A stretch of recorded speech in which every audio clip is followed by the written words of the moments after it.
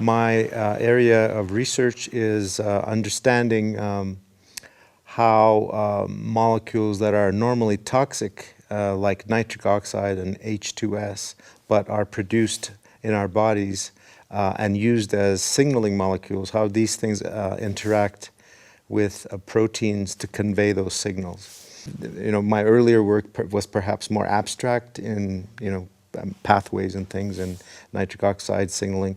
But as I get older, I'd like to sort of more make things and devices and that things could be, that I can see direct uses in society and help society with, tests for diagnostics and things like that. In my studies, I develop analytical techniques to monitor the interaction of these gases with proteins, specifically sulfur-containing amino acids attached to proteins.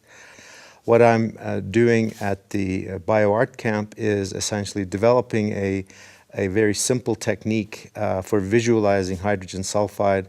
And here we're not looking at in organisms, but I'm looking at the Banff environment to see if I can detect hydrogen sulfide with a simple test. And the simple test is simple filter paper that's soaked with silver nitrate, which is also used in photographic developing process. So this process actually is light sensitive. So I will also like to try making a pinhole camera and seeing if we can actually take an image and then develop it with hydrogen sulfide. What I'm using here is filter paper, and this filter paper is impregnated with silver nitrate. There's some silver nitrate crystals in here, silver nitrate crystals. And then we just make a solution of that silver nitrate in methanol, and then we simply spray it onto the filter paper. So as these nanoparticles grow, they form these large clumps, and that's what we see on the filter paper. So an alternative method of measuring how much hydrogen sulfide might be in the air is to pump high volumes of air through a sample of silver nitrate and then essentially by weight determine how much hydrogen sulfide there is in the air. Alternatively, you could bubble it through water and take that sample and put it onto our silver impregnated paper. If you took a transmission electron microscope, what happens is that there's silver nitrate, silver ions are in the +2 state, and then hydrogen sulfide gives its electrons to those silver ions, and now it becomes silver zero, which is metallic silver. And these metallic silver molecules, atoms then conglomerate and form nanoparticles. And that's what those black dots are. These are repeat applications of nanomolar, 10 to the -9 molar, very small amounts of hydrogen sulfide in increasing amounts in this direction. And very quickly this dark color develops. And again, so I will be checking water samples, air samples, soil samples for hydrogen sulfide and directly visualizing it. Hydrogen sulfide signaling is a very new area. It's just been discovered very recently. So there are very few assays for it. The assays that are out there are very long and tedious and costly. And anything that's very simple and very sensitive is a very important contribution to the area. So I'm setting it up so that I have a fresh solution in there. And we are now going to put this out in the environment for overnight collection. This is a portable pump, so what I have done is put a new sample in there. We're going to go to a pristine environment now and leave this bubble all night long. I could turn it on right now and show you so it's sucking the air from the environment that's bubbling through the solution, and tomorrow we will sample that to see if there's any hydrogen sulfide accumulated in that solution.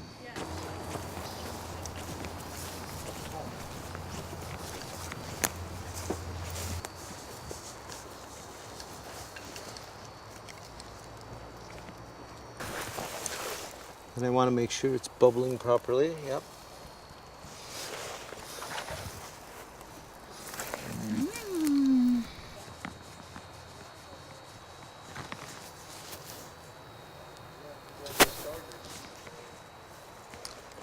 Also, when this is done at an industrial setting, obviously the pump capacity and everything would increase because you want to pump a huge amount, cubic meters over 24 hours to see how much there's in the air. This is sort of a model, if you will. If a farmer or a resident were able to do this very easily on their own property and go to the media or whatever saying, look, this is not very accurate maybe, but I'm getting a positive signal for this stuff and they're telling me there's no problem, it might start to make people think and take measures to avoid having this contamination. It's still bubbling. Hey, look, Rick can help you do that. Come here. Hey, look, guys, I'm going to hang this on here. We'll do is we'll take that sample vial and I will have a filter paper that's impregnated with silver nitrate already, and I will do a standard curve, and then I will see where this registers in that standard curve, and we'll guess at a level in this environment.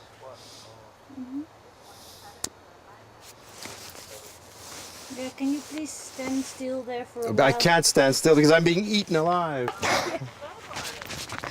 We're actually using this in my lab as well to identify which proteins are susceptible to modification by sulfur. So that's another technique that these nanoparticles we're using. Gold nanoparticles, silver nanoparticles. And then again, there are problems because, we're releasing these to the environment. We're putting in people's bodies. So it's always a concern whenever we perturb the system reacts. So, but that's us. Yeah, hydrogen sulfide at a certain level, you can smell it, and if it gets higher and higher, you can't smell it anymore, and then it kills you. And the way it kills you, it binds to compounds called hemes, and the same thing that our oxygen binds to in red blood cells. It also, hemes are very important in the electron transport chain, the way our body makes energy. So in high levels, hydrogen sulfide goes into the mitochondria and essentially stops mitochondrial energy production. And muscles can't work, and the first place that it stops the muscle is the diaphragm, and without the diaphragm, we can't breathe. So that's why it's important to study this. Janus kind of a molecule. It has two faces.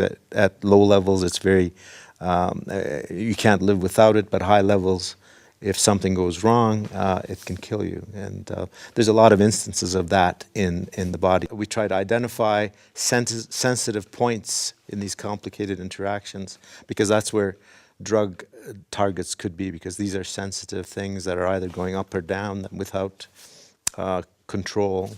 So you make drugs to slow the process down, or if you don't have enough, to bring the process up. So that's what studying these signaling molecules is very important. Maybe slow the humans down drug, I don't know. Yes, alternate energy drug, yes. I have never done sort of sampling in the outdoors, but I'm really changing my opinion. I'm really changing my opinion of taking samples and in the setting and analyzing those samples in the setting.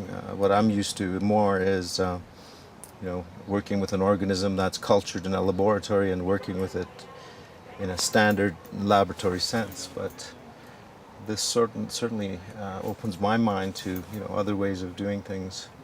To my mind, this is bioart, but there might be actual good science that comes out of it that can help advance science. So that's a very new thing for me to experience. I by accident squirted some of this stuff on a piece of paper, and it looks kind of cool. Visually it's exciting. Actually, look at this thing here, this green in the middle. Anyway, so I have always liked the aesthetic sides of presenting science and doing science. I mean, even when we set something up, an experiment, I always like to have it pleasing to my eye, at least, so that it excites me when I look at it, and it's in a clean environment, it's placed properly. But I see from seeing the other people here, this certainly the main BioArt lab, the aesthetic of it, and maybe I will try to duplicate some of that back in my lab when I get back. Bulent, we're at the kitchen sink of the BioArt camp. So what I'm trying to do is see if we can make an image of silver nitrate, which is like photographic paper, but and reduce it with hydrogen sulfide, the stuff I'm trying to detect. So I'm trying to see here if this stain that's formed between sunlight and silver nitrate is permanent, i.e. it doesn't wash off, so we could get a permanent image on the larger filter paper. Right now I'm just trying a paper towel, and it seems to be working, so I can, let's see, this is the ultimate test. Squeeze it out. And then I'm going to put it back in the sun and see if the pattern changes in it. If it doesn't, I think we have something. Well, it seems like it's staying in. Hydrogen sulfide is a big problem in the petroleum industry in Alberta. Natural gas, they call it sour gas. Actually, these pristine areas that they have pumping stations and farmers, etc., complain of their animals being sickened and they themselves being sickened by power stations leaking this H2S. So the idea here is to make a simple test with just filter paper impregnated with silver nitrate and H2S, which turns color, and this is just a paper towel, but it just turns a color. And we were, as an extension of it in a BioArt camp sense, we wanted to see if we could make some like a pinhole camera and develop it with hydrogen sulfide, or some prints and things like that. So I have more in there actually. You have more? Yeah, I'll just take it in. What I'll glue down air.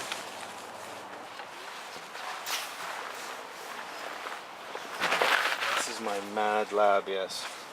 So this was recovered from the woods last night. It bubbled wood air into here all night. So right now I'm going to test to see if there's any hydrogen sulfide dissolved in there. As I take some of this silver nitrate solution in methanol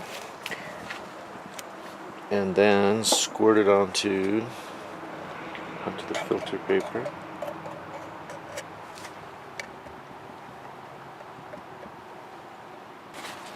Let me put it in the dark. If you leave it in the dark and not wash the silver nitrate away, it turns black. Now, so what I'm going to be doing is diluting this H2S solution 5 times, 25 times, 125 times, and 625 times, and so it's a decreasing amounts of H2S, and then spot 2 microliter amounts onto the filter paper, and we will get and then undiluted, so we'll get a decreasing color as we do this. So each vial will get 8 microliters of water. Then I will transfer 2 microliters from the undiluted sample into the first one, take 2 microliters out of that, etc., until I get a serial dilution.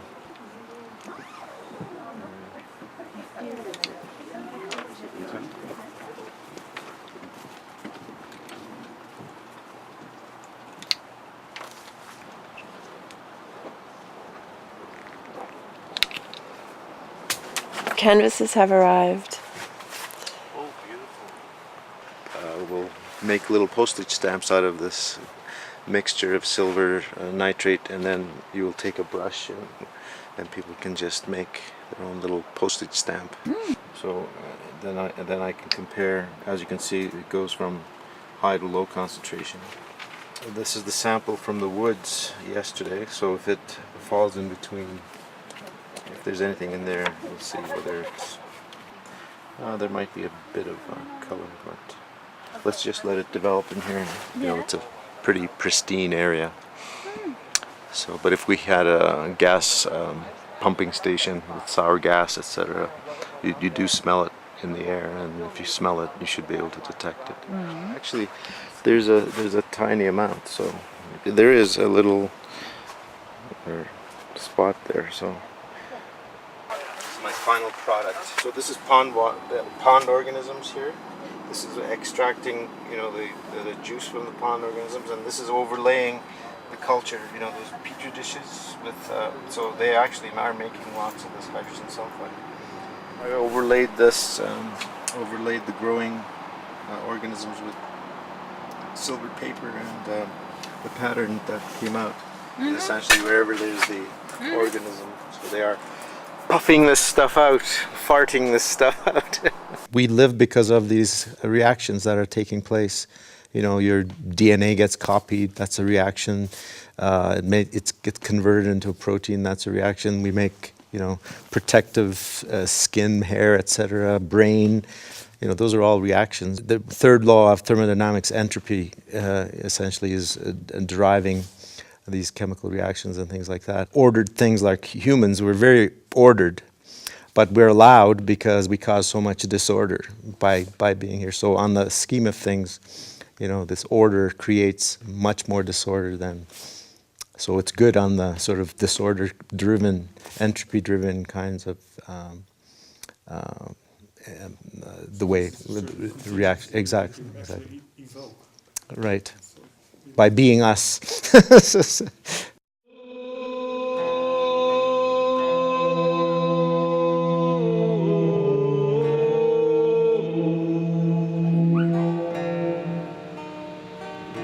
Oh.